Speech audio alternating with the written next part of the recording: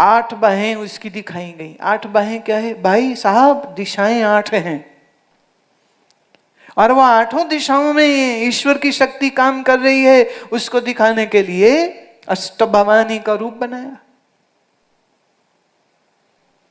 North east, south west, फिर जोड़िए north north east, है ना, साउथ ईस्ट साउथ वेस्ट, तो ये 8 दिशाएं, ऊपर नीचे।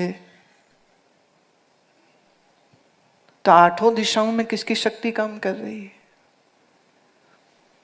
तो किसी बालक को समझाना हो तो कैसे समझाएंगे? वो मां के 2 हाथ जानता है, वो बाप के 2 हाथ जानता है। तो देवी का रूप बनाया और उसमें 8 बाहें लगा दी, मतलब पर वो समझा नहीं सके ठीक तरह से। और बच्चे ने क्या मान लिया? ये ही रूप है। उन्होंने समझाना चाहा था।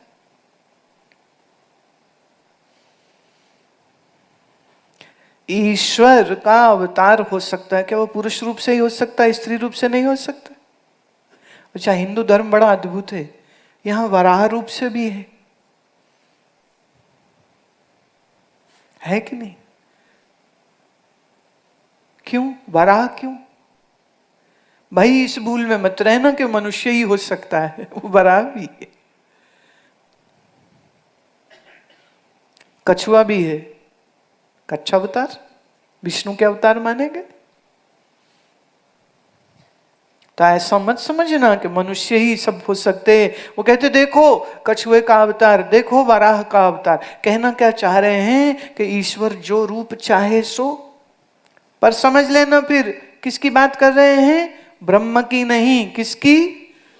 हाँ, माया विशिष्ट चैतन्य को हम ईश्वर कहते हैं। तो वो स्त्री भी हो सकता है, पुरुष भी हो सकता है, पशु भी हो सकता है, नहीं हो सकता।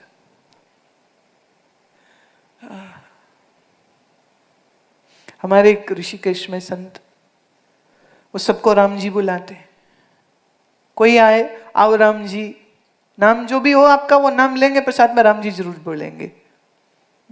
शीला राम जी, मिलो राम जी, कैलाश राम जी, राकेश राम जी, उन्होंने सबको कहना है। एक बार हम बैठे हुए थे तो एकदम जोर से उनकी आवाज आई, अरे कुत्ता राम जी आ गए, कुत्ता राम जी। गाय आ गई तो गाय राम जी, बच्चा आया तो बालक राम जी, माता आई तो माता राम जी, पिता पुरुष आया तो पिता राम जी। नाम ना पता हो तो राम जी जरूर बुलाएंगे, ए राम जी। एक ने कहा, अरे आप हमें राम जी क्यों कहते हो? कहते क्योंकि तुम मेरे लिए राम हो। जिधर देखता हूं उधर तू ही तू है। गलत है कि मिलने की आरज़ू है, ये गलत है। कोई आरज़ू नहीं मिलने की, मतलब कोई लड़ाई है उससे। कहते अरे जो बैठा है उससे, उसको देख लिया, ऐसे समझो। स्वामी राम की एक कहानी कहती हूँ। वो बोलते थे एक पत्नी का पति व्यापार करने विदेश गया, और वो रोज उसकी तस्वीर के आगे बैठे रोया करे, याद करे, रोया करे, याद करे, चिट्ठियां लिखती रहे, चिट्ठियां लिखे उससे, कब आओगे कब आओगे, उसकी तस्वीर से बातें करे। एक दिन दरवाजा खुला है और पतिदेव आ गए, और वो वहां तस्वीर से बातें कर रही, कब आओगे कब आओगे कब, और पति यहां आ गए।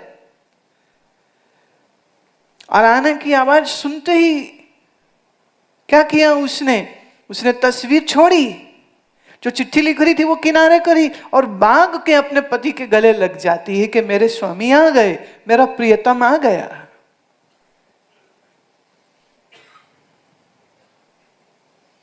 स्वामी राम कहते थे यहां लोग, कोई कृष्ण की तस्वीर रख के बैठा है, कोई राम की, और वो भूल गए कि उस प्रियतम को मिलना भी है। और परमात्मा प्रियतम आके मन के दरवाजे में बैठा है और भक्त बाहर फोटो को पूज रहा है। तो कितना पागल है ना ये। तो कृष्ण की तस्वीर भी प्यारी है। क्यों? ये किसको याद करा रही है? ये ईश्वर को याद कराती है। गुरु नानक की तस्वीर भी बड़ी प्यारी है। क्यों? गुरु नानक को देखते ही कौन याद आएगा? गुरु नानक किसकी मस्ती में रहे? उसी परमेश्वर की, उसी की मस्ती में रहे। अब निर्गुण ब्रह्म की कोई तस्वीर हो सकती है? नहीं। पर कृष्ण की तस्वीर सकती। गुरु नानक की तस्वीर हो सकती है, पर गुरु नानक की तस्वीर देखें तो हमें याद आना चाहिए कि जिसको वो मिलके आनंद में थे, मुझे उसी परमात्मा को मिलना है। तस्वीरें क्या कीमती नहीं है? हैं? ये चिन्ह भी कीमती हैं, पर गलती क्या है? इस चिन्ह को ही सब कुछ मान के बैठ गया।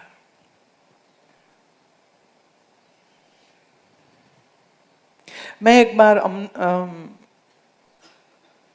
अहमदाबाद के पास एक गांव, छोटी सी जगह है, वहां गई तो मुझे उन्होंने कहा कि हमारे यहाँ ना एक बड़ा प्रसिद्ध मंदिर है, आप चलेंगे? मैं हाँ जरूर, क्यों नहीं। एक बात कहो, जब सब में है, जब गोविंद सब में है, तो सब मंदिरों में भी कौन? तो सब गुरुद्वारों में भी कौन? कोई और बैठा है वहां पे। चिन्ह कुछ अलग हो सकता है, एक तरह से कोई गलत नहीं, सब ईश्वर रूप है, पर एक तरह से वो गलत हो भी गया। तो मेरे को कहते चलेंगे मंदिर में, हाँ चलेंगे। फिर कहते पर वो ऐसा है कि अभी तो मंदिर बंद है। मैं मंदिर बंद है क्यों? कहते भगवान विश्राम कर रहे हैं। अरे जिसका विचार, जिसका स्मरण, जिसका नाम जन्म जन्मांतर के बंधनों को तोड़ सकता है, क्या उसको कोई कैद रख सकता है? क्या उसको ताले चाबी में बंद कर सकता है? क्या क्या पागलों की बात करते हो। मंदिर उस प्यारे को याद करने की जगह। आज तुम्हारे लिए वो खाली प्रसाद खाने की जगह। गुरुद्वारे में जाते बोले लंगर बड़ा बढ़िया होता है वहां पे। मैं लंगर के लिए जाता है पागल? गुरुद्वारा लंगर के लिए नहीं है। गुरुद्वारा है कि तुम वहां जा, गुरु की वाणी को सुन और दुनिया भूल जाए तेरा मन, और तेरा मन गुरु के साथ एक होके गुरु रूप हो जाए। इसलिए जा। तो कृष्ण का चिन्ह, राम का चिन्ह, शिव का चिन्ह होना चाहिए, क्यों नहीं होना चाहिए? पर चक्कर ये है तुमने उनका कभी सही उपयोग किया नहीं। त्राटक करने के लिए चित्र बहुत काम आता है। लोग जोत भी जलाते हैं ना मंदिरों में, अपने छोटे छोटे मंदिर, तो जोत जलाया और बस यूं घुमाई थाली रखी और भाग लिए। अरे बेवकूफ, वो जोत इसलिए जलाई थी कि उसके संग तू बैठता और जब तक जोत जलती रहती तू ज्योति को देखते हुए मन को वहां टिका देता और मन में तेरे नाम चलता रहता। तो ज्योति एक साधन हो सकती थी, पर उन्हें लगता है भगवान अंधेरे में बैठे हैं, भगवान के घर में हमको रोशनी करनी, इसलिए दिया जला के मंदिर में रख के भाग जाते, जाके टीवी देख रहे। कौन समझाए इनको? तेरे अपने मन में अंधेरा है, वो दूर किया नहीं। भगवान के घर में बोले हम ज्योति कराएं, भगवान जी अंधेरे में बैठे हुए हैं, मैं कर लो बात। पागल है सब।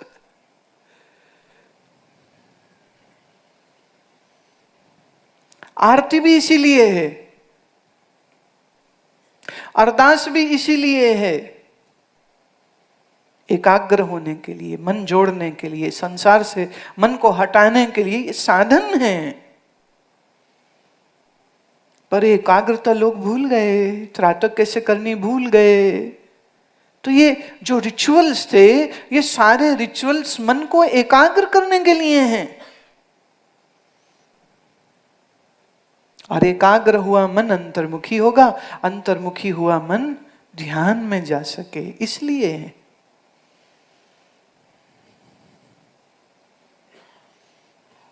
एक आदमी ने अखबार में ऐड दी, एक नौकर की जरूरत है, तनख्वाह कुछ नहीं, खाना मिलेगा। बड़ा अजीब सा एडवर्टीजमेंट। अखबार वाले ने भी कहा, दफ्तर ने, भाई इसको देख के कौन आएगा, तनख्वाह कुछ नहीं पर रोटी मिल जाएगी। कह रहे जी आप दे दो, देखो। 4 दिन बाद एक आदमी उसके घर में आ गया, घंटी मारी।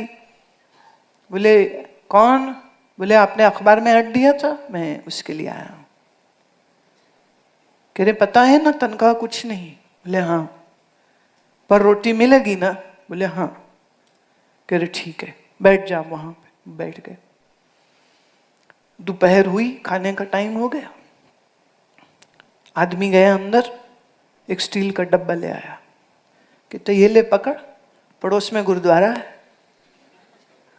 लंगर ले आ, तू भी खा, मैं भी खाएंगे। यही नौकरी है। शाम को थर्मस दे दी, गुरुद्वारे जा, चाय ले आ, अपनी पिया, मेरी ले आ। डब्बा ले जा, अपनी खा, मेरी ले आ। वहां जाके अगर वाणी समझ पाते तो जन्म जन्म की भूख मिटाई जा सकती थी। ये खाली पेट की भूख मिटा के वापस आ जाते। कितने अनजान हैं, कितने भोले हैं, कितने बुद्धू हैं, क्या कहूं मैं।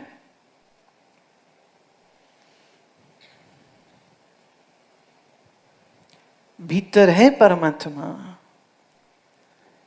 निर्गुण आप, सरगुण भी ओही, कला तार जिन सगली मोही। सरगुण निर्गुण निरंकार सुन्न समाधि आप। सरगुण भी वही है। सरगुण कैसे? कृष्ण के रूप में, राम के रूप में, शिव के रूप में, महात्माओं के रूप में, जपियों के रूप में, भक्तों के रूप में, योगियों के रूप में सरगुण हो गया। सरगुण आप, निर्गुण भी ओही, पर निर्गुण भी वही है। निर्गुण माने जिसमें माया का कोई शरीर नहीं बना हुआ है। सरगुण आप, निर्गुण भी ओही, कला तार जिन सगली मोही। पर माया की ऐसी कला चल रही, सब मोहित हुए पड़े हैं, समझ ही नहीं रहे। और समझ आए तो मन के ऊपर जो अज्ञान के पर्दे पड़े हैं, इनको उठाना जरूरी है। जिस दिन ये अज्ञान का पर्दा उठ गया, उस दिन नाच उठोगे तुम। जिधर देखता हूं उधर तू ही तू। तो बाहर दिखता है गोविंद, तो अंदर कोई और है। अंदर भी वही, बाहर भी वही। तो अवतार किसके? ईश्वर के। अवतार की सबसे बड़ी पहचान होती है कि वो अज्ञानी नहीं होता। सबसे बड़ी पहचान क्या है? वो कभी अज्ञानी नहीं होता। कृष्ण क्या अज्ञानी पैदा हुए? सर्वेश्वर हैं। राम अज्ञानी पैदा हुए? नहीं। पर एक अजब बात है, राम जी का जवानी के समय पे, विवाह से पहले, उनका एक पूरा चरित्र का व्याख्यान है योग वशिष्ठ में, जहां वो अपने गुरु जी से ज्ञान के प्रश्न पूछते हैं और गुरु वशिष्ठ जी उनके प्रश्नों के उत्तर देते हैं। बड़ी सुंदर चर्चा है वो, बड़ी सुंदर चर्चा है वो। गुरु नानक क्या अज्ञानी पैदा हुए थे? ज्ञानी। संत ज्ञानेश्वर क्या अज्ञानी पैदा हुए? ज्ञानी। मात्र 11 वर्ष के थे ज्ञानेश्वर, और भगवत गीता को मराठी में गा गा के पूरे महाराष्ट्र में उन्होंने क्रांति ला दी थी। 21 वर्ष की आयु में तो उन्होंने देह छोड़ दिया था, अपनी इच्छा से देह छोड़ी थी। कहा तो अब मैं शरीर छोड़ूंगा और इस गुफा में मैं जा रहा हूं, इस गुफा का द्वार बंद कर दो, अब ये मेरा अंतिम प्रणाम है सबको। तो पूरी होश से चल के गुफा के अंदर गए और सब लोगों ने, भक्तों ने रो रो के विदाई दी और उनके उस गुफा के द्वार को बड़े से पत्थर के साथ बंद कर दिया और वहां उन्होंने अपनी देह को छोड़ा। 21 वर्ष की आयु में छोड़ दिया। 11 के थे तो मराठी में गीता गा गा करके सबको, ये कि भाई सबको संस्कृत नहीं आती ना, मैं तुम्हें मराठी में बताता हूँ वही ज्ञान। और घूम घूम के आलंदी और सब जगह में उन्होंने ऐसी ज्ञान की ज्योत जगा दी थी। तो अवतार किसके? ईश्वर के।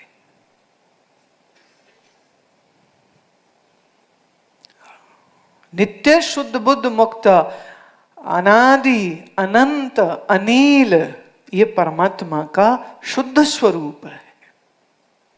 इसमें कोई जन्म नहीं होता। पर जो जन्मे दिख रहे हैं हमको, ये कौन? ये ईश्वर को। ठीक है, आज के लिए इतना ही। अच्छा देखो, जो मैंने बातें कही हैं कुछ समझ आई होंगी, हो सकता कुछ ना समझ आए, चिंता मत करना। बार बार सुनने से, बार बार सुनने से ये अज्ञान की परतें खुल जाएंगी। पर एक बात पक्की है, हो तुम चैतन्य स्वरूप ही, इसमें कोई फर्क नहीं। हो तुम आनंद स्वरूप ही, इसमें कोई फर्क नहीं। हो तुम सच्चिदानंद, this goes beyond any debate. ये तुम्हारी सच्चाई है, ये शरीर तुम्हारी सच्चाई नहीं है। तो तुम सच्चिदानंद स्वरूप को प्रणाम।